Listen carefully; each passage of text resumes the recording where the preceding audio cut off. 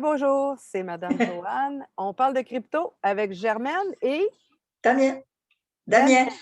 Avec Germaine et Damien. Alors là, on est rendu à parler de sécurité. On a fait un premier petit topo sur qu'est-ce que c'était les blockchains puis l'intérêt que ça a. Puis là, on va parler, quand on a compris ça et qu'on veut investir dans ce domaine-là qui est très prometteur, comment doit-on procéder? Bien, la première des choses, c'est qu'il faut être très sécuritaire. Donc, souvent, on va utiliser notre téléphone ainsi que notre ordinateur pour faire des transactions dans ce domaine-là.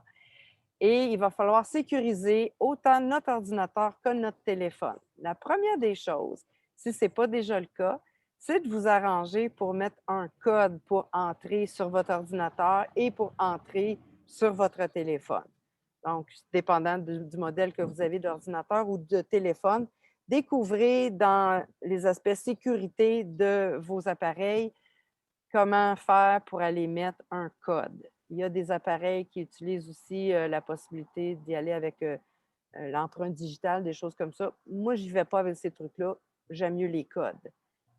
Et je vous dis tout de suite que tous les codes que nous avons qui ont rapport avec notre crypto, idéalement, il faut les mettre. Là, c'est beige, je ne l'ai pas pris avec moi. J'aurais pu vous montrer des beaux cahiers Moleskine. Là. Moi, j'en ai 3. Et j'utilise ça, donc papier, pour noter ça. On ne veut pas laisser traîner nos codes jamais, jamais, jamais sur le net. Il faut tout prendre nos codes et les écrire dans des carnets. Il y a du monde Alors, toi, qui trouve ça, OK. il y a du monde qui trouve ça bizarre, cette suggestion-là, cette recommandation-là. Mais là, tout ça se fait sur le net. Vos codes sont les clés pour avoir accès à vos investissements. Si vous laissez vos codes traîner, malgré toute la sécurité qu'on va tenter de mettre, mais si vous les laissez traîner sur le net, ben, il y a toujours des fins finaux qui vont trouver peut-être le moyen d'y avoir accès. Alors, papier, crayon en double ou triple copie.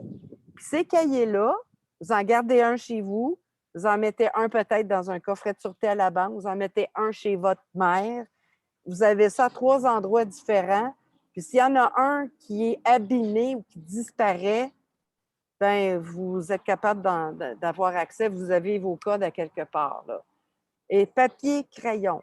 Donc, donc, le fameux code pour votre ordi, pour votre téléphone, vous le notez là-dedans. C'est la première des choses. Après ça, vous verrez que vous avez des mots de passe et des tas de choses à noter en rapport avec votre crypto qui vont tout aller là-dedans. Donc, on continue au niveau sécurité. Il faut s'assurer que justement, les méchants n'auront pas accès à nos appareils autant que possible. Et pour ça, je vais partager l'écran avec vous pour vous montrer quelques éléments qu'on veut. On veut avoir un élément comme celui-ci pour empêcher les méchants d'avoir accès à notre ordi et de peut-être transmettre des virus, etc. Donc, Malwarebytes, il faut payer pour ça. Il y a un léger prix à payer. Moi, ça me coûte 2,29 par mois. Et Malwarebytes, pour ce prix-là, couvre mon ordi et mon téléphone. Donc, il y a une version téléchargée gratuitement. Regardez ça. Moi, je sais que j'ai payé 2,20. J'ai payé pour ça. Donc, ça, c'est pour sécuriser nos appareils, protéger contre des méchants. OK? Donc, Malwarebytes, c'est ce que je vous recommande à installer sur l'ordi et le téléphone. Ensuite de ça, il faut avoir un courriel dédié à notre crypto. Et imaginez-vous donc qu'il existe des courriels encryptés. Alors, vous allez sur ProtonMail pour vous créer un courriel qui va être un courriel encrypté. C'est gratuit. Évidemment, si vous avez des besoins en espace, c'est plus grand que. Mais pour vous, là, juste comme investisseur en crypto, ça va vous suffire. Mais pour une entreprise qui veut utiliser ProtonMail, il y a des forfaits. Mais donc, vous allez ici créer un courriel chez ProtonMail. Vous choisissez gratuit. Voyez-vous, ça vous donne quand même 500 mégabits de mémoire, là, jusqu'à 150 messages par jour. Regarde, c'est assez, là. Donc, vous prenez Ouais. votre plan gratuit. Alors, on fait ça pour que tout ce que vous allez faire en crypto, là, si jamais, mettons, vous payez votre compte d'hydro, puis ils ont tel courriel pour vous, bien, le crypto sera pas, c'est un courriel à part, là, qui ne circulera pas dans aucune autre de vos affaires. Donc, OK. si vous êtes hacké par n'importe quelle entreprise ou le gouvernement du Québec, regarde, votre courriel de crypto, il n'est pas là. Fait que vous ne ferez pas achaler suite à ça. Donc, c'est ici que vous le créez. Là, évidemment, ça, on n'utilise jamais, jamais, comme là, regardez, moi, j'utilise LastPass.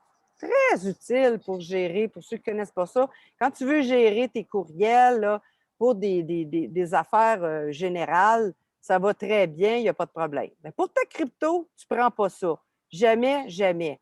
Tu crées toi-même ton mot de passe. Ce que tu fais, tu prends ton petit cahier, là, puis tu écris dedans un mot de passe. Moi, je dirais au moins 10-12 caractères, des majuscules, des minuscules, des chiffres, des caractères. OK? 10-12 de long. Tu l'écris dans ton cahier. Puis là, en regardant ton cahier, tu le rentres. OK? Puis tu vérifies, c'est bien ce que tu avais écrit, c'est ça qui est là, tu le répètes. C'est comme ça, à toutes les fois que tu crées un mot de passe, parce que tu rouvres un compte quelque part en rapport avec ta crypto, tu inventes ton mot de passe en l'écrivant dans ton cahier en premier. Puis après ça, tu peux le rentrer, le copier pour le créer en ligne, là, selon ton besoin. Mais tout ça va être dans ton cahier par écrit d'abord et avant tout. Alors, là, je n'ai pas besoin d'en créer un, moi, personnellement. Ensuite de ça, un autre aspect, on commence à être de plus en plus habitué à ça. On nous demande souvent, quand on veut rentrer, par exemple, dans notre compte de banque pour faire une transaction, d'aller chercher un code de 6 chiffres à rentrer. Alors, c'est une identification qu'on appelle à 2 facteurs. Et ici, j'ai par exemple l'exemple. Ça, il faut installer ça sur nos téléphones. Le code à 2 facteurs, celui qui est très, très populaire, c'est le Google Authenticator. Donc, ça, il faut installer ça sur son téléphone. On va le chercher dans les applications, Google Authenticator, puis on l'installe sur notre téléphone. Ce que ça va nous permettre de faire, c'est de relier certains comptes à cette authentification-là à 2 facteurs. Donc, notre compte de ProtonMail, par exemple, qu'on vient de créer, dans ProtonMail, on va avoir dans la sécurité la possibilité de relier le compte à un facteur d'identification 2 facteurs. Puis, il faut y aller le faire à ce moment-là, mais il faut installer le Google Authenticator en premier. Il y a aussi que j'aime bien, que j'utilise le AUThy, ça s'appelle AUTHY.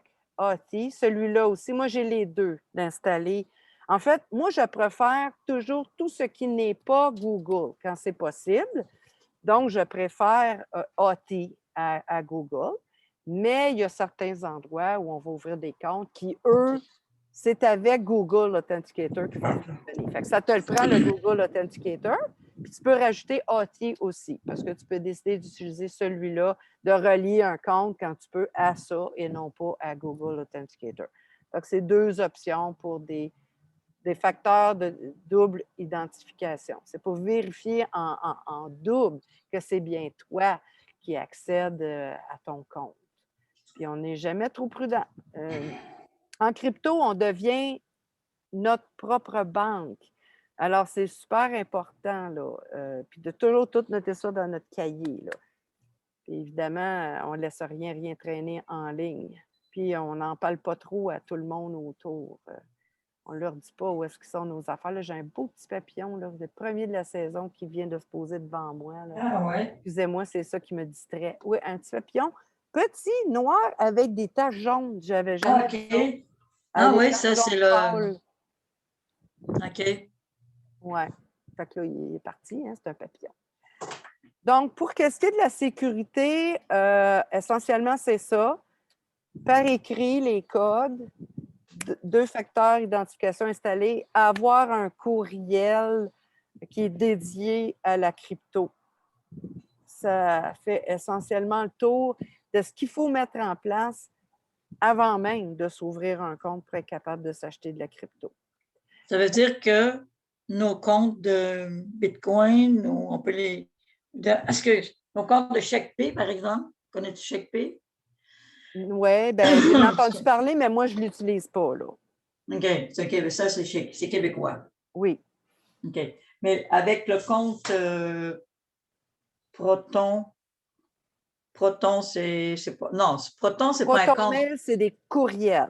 C'est des Alors, courriels. à chaque fois que tu vas avoir, mettons, ouvert, si tu as un compte, mettons, chez crypto.com, que je sais qu'on va t'ouvrir un compte là, c'est très facile pour les gens d'utiliser crypto.com. C'est une bonne place pour commencer. Puis tu as en masse de choix dans les cryptos que tu peux t'acheter là. Fait que ça gère par le téléphone. Mais dans crypto.com, quand tu t'inscris, il te demande un courriel. Mais le courriel que tu vas utiliser, c'est le courriel que tu vas avoir créé chez Dans Proton. ProtonMail. OK. Oui. Ben, c'est bon comme ça, même pour Netcoin. Ça, je ne connais pas ça. Netcoin, OK, parfait. Ça, c'est des... Mais tout ce que tu as en crypto, là, si tu as Oui. déjà des choses, tu peux aller changer le courriel que tu as mis pour ton courriel de ProtonMail. Comme ça, toutes tes affaires de crypto, quand tu fais une transaction, la confirmation, ça va être tout le temps dans ton ProtonMail que tu vas avoir ça. Ça ne sera jamais mélangé avec le reste de ta vie. C'est ça, parce que vois-tu, mon compte de CheckPay, là, pour acheter de la monnaie puis la transiger, bien, là, mon courriel il est bloqué, là. Il est bloqué, là. Faut que j'aille, là. Je suis pas capable de le faire depuis 3-4 jours. OK. Et là, vu que si j'avais mon compte à part, ben, ce ne serait pas ma transaction pour confirmer ma transaction avec la compagnie que j'ai envoyé de la crypto pour acheter des achats, bien, je n'aurais pas ce blocage-là. Parce que là, je l'ai bloqué, puis j'ai niaiseux, là, c'est peut-être un détail là, que je n'arrive pas à régler. Oui, bien là, c'est ça, tu pourrais le changer, ton courriel, de tous les comptes qui ont rapport à ta crypto. Mets ton ProtonMail, puis c'est tu ça. peux en avoir plus qu'un ProtonMail aussi, si tu veux, là, mais que ça soit comme le dédié, Gmail. dédié. Comme le Gmail, on peut en avoir Oui, d'autres. exactement. Là. Mais ça peut être mélangeant pour rien d'en avoir plein, là, mais Pas plein, mais d'en avoir au moins un, puis ça, il sert seulement à ce qui est crypto. C'est ça. Tu fais rien d'autre avec ça. Avec ça, tu peux mettre ça sur tes comptes comme pour le crypto. Les cryptos qu'on veut investir. Là. Oui. Ben, un ProtonMail, tu pourrais t'en servir pour n'importe quoi. C'est un compte de courriel comme n'importe OK, quel compte de d'accord. courriel. OK, Sauf qu'il est plus sécuritaire car c'est une entreprise qui utilise la cryptographie dans ses courriels et la gestion des courriels. Donc, c'est un compte plus sécuritaire que les autres compagnies de courriels qui existaient avant. C'est ça, qui sont plus, imperméables Oui, c'est ça. aux attaques. Oui, tout à fait. Oui. OK. Fait que, je pense qu'on a fait le tour de cette petite capsule-là. On peut se laisser là-dessus, puis on va se revoir pour ouvrir un compte de crypto.com. Oui, c'est bon. OK, on se laisse là-dessus. C'est bon. Tu envoies un autre courriel?